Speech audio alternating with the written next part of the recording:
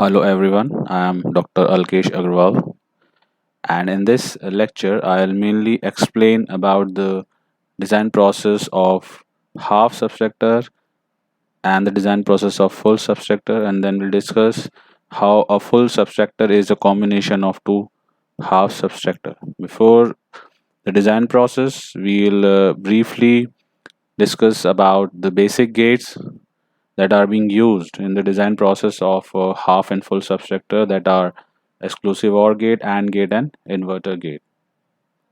These are some reference books that include Digital Design, authored by M. Morris Mano and M. D. Saletti. Another book is Modern Digital Electronics, authored by R. P. Jain. Now, to begin with, first we'll discuss about XOR gate. We have already discussed in the slides of design process of half and full adder. So here again we'll begin with this XOR gate. This is the basic gate diagram of a XOR gate, and the Boolean expression is A and B bar, or A bar and B. The specialty of this gate is that when the inputs are of different nature, the output is high, and when the inputs are of same nature, that is 0 0 or 1 1, the output is low. Then this is the block of a AND gate. These are two input AND gate, and the uniqueness of this gate is that when all the inputs are high, we get a high output. This is the Boolean expression y is equal to A and B, and as I have already told, the output is high when all the inputs are high. This is the inverter gate. The specialty of this inverter gate is for low input we get high output, and for high input we get low output. So output is complement of input, that is y is equal to A bar. This is the NOT gate. Now let us come to the design process of a half subtractor. The first process, as I have already discussed in the design process of half and full adder, the first step is to determine the required number of inputs and the outputs for the combinational logic circuit that is to be designed. So in this half subtractor, there is two inputs A and B, and two outputs difference and borrow. Then the second step is to generate a truth table for given inputs and for the generated outputs. So here you can see the truth table of a half subtractor with two inputs. We have four combinations: 0 0 0 1 1 0 and 1 1, and the one output is difference, one output is borrow, and these are the basic rules by which the difference and borrow are being generated.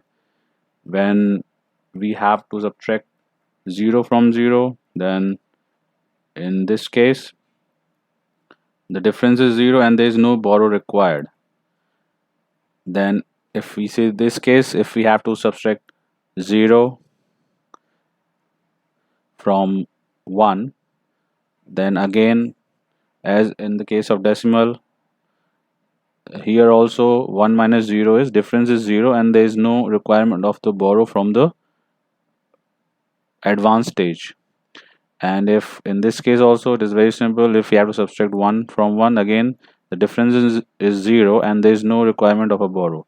But look at this case, this is a special case where we have to subtract 1 from 0. So in this case, from a lesser quantity we have to subtract a higher quantity. So what happens in this case, we will take a borrow from the next stage, and since this is a we are dealing with binary numbers, so once we take a borrow, this 0 quantity will be turned into 2.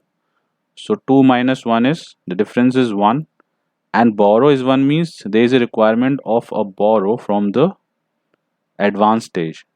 So that is why borrow is 1 in this case, and when borrow is taken, this 0 plus 2 will be 2, and 2 minus 1 is 1.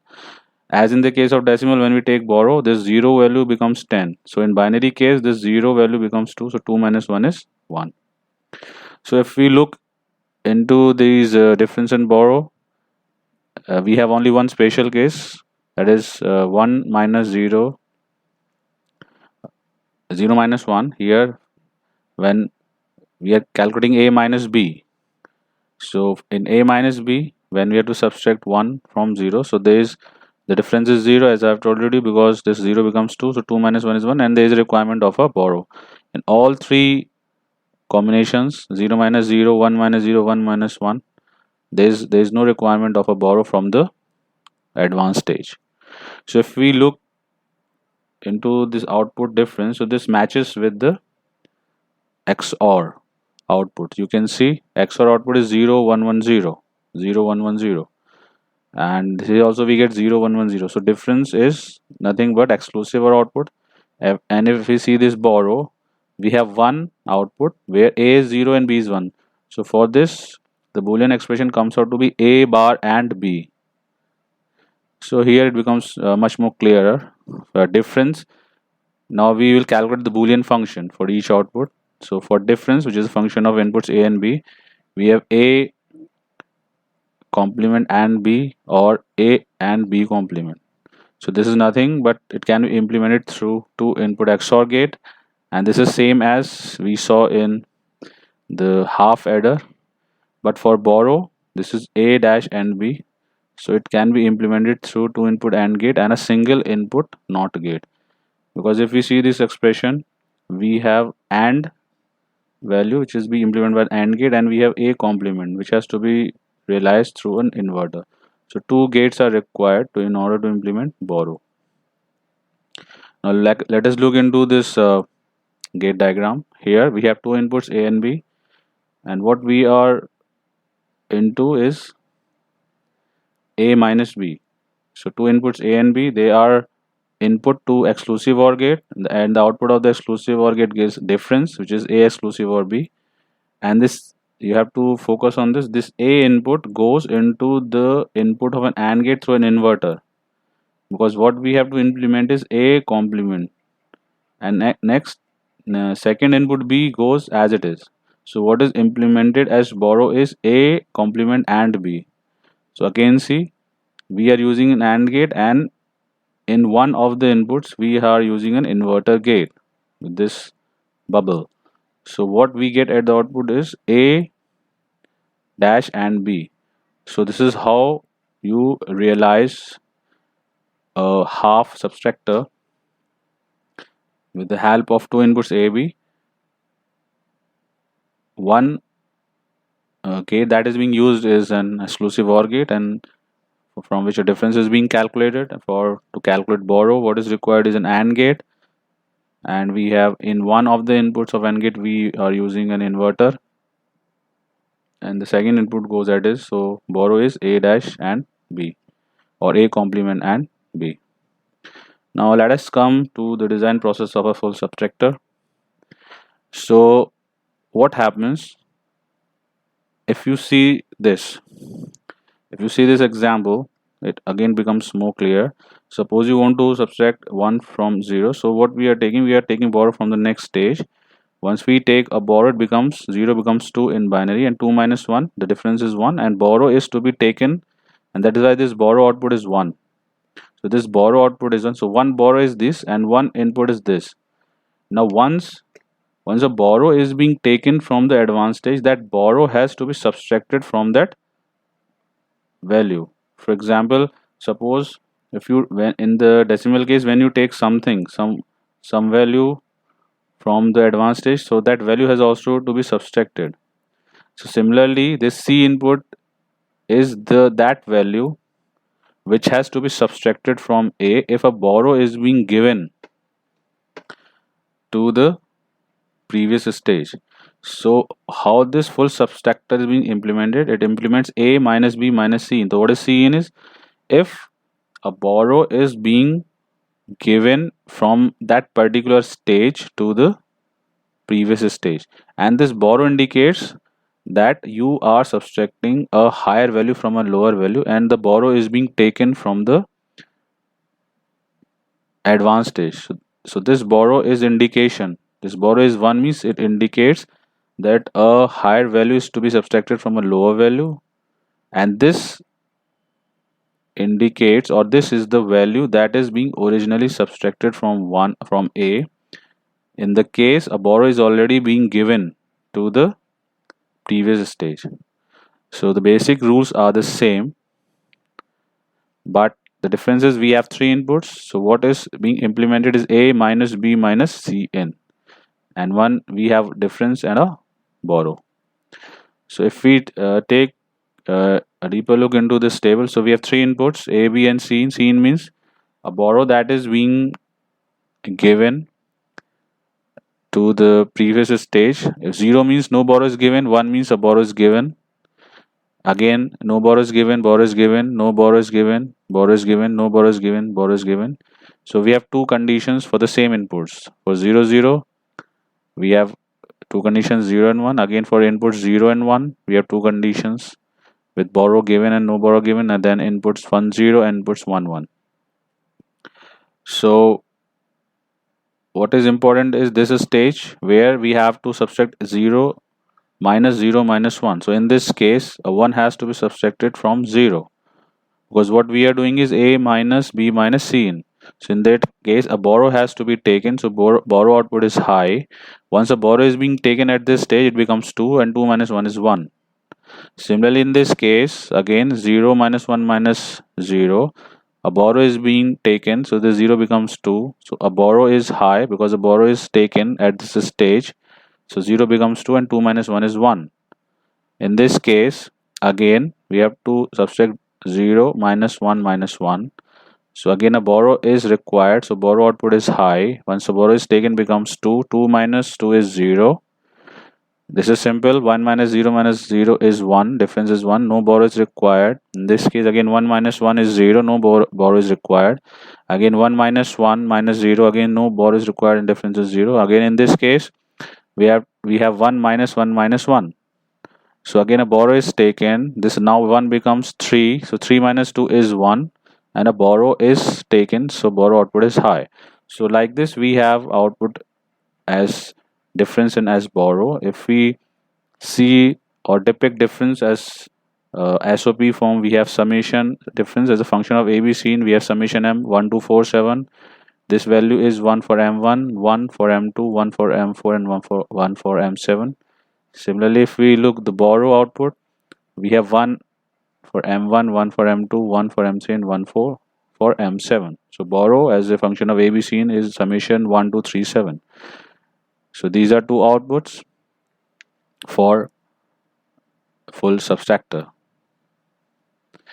Now we come on to the reduction of these Boolean functions. So first we have a K-map of 3 variable K-map as A input, B and C input, where B and C we have two inputs, so they are in binary in gray codes 0 0 0 1 1 1 and 1 0, and A is 0 and 1. We plotted minterms M1, M2, M4 and M7. As we have already discussed in previous lecture, these are the minterms that cannot be grouped with each other. So final expression comes out to be exclusive or value of all the inputs. So we have A exclusive or B exclusive or C in. Here we have for borrow. So we have borrow expression as summation M1 2 3 7. So we plotted M1, M2, M3 and M7. We can easily find out that we have a group of two minterms. So we have a group of M1 M3, a group of M2 M3 and a group of M3 M7. If we reduce them, what we get is from this group what we get is A is 0, so A bar, and from this column and from this column B is changing, so B will be eliminated and we get C in.